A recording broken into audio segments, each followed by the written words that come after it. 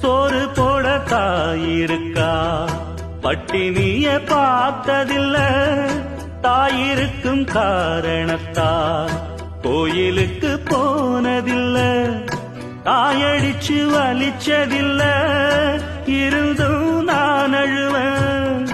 நான் அழுக தாங்கிடுமா, உடனே தாயழுவா.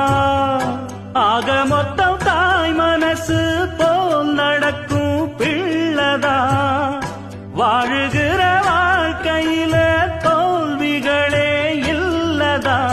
தொட்டில் மேலே முத்து மாலை வண்ண பூவா விளையாட, சின்ன தம்பி எச பாட, தூளியிலே ஆட வந்த வானத்து மின் விளக்கே, ஆழியிலே கண்டடு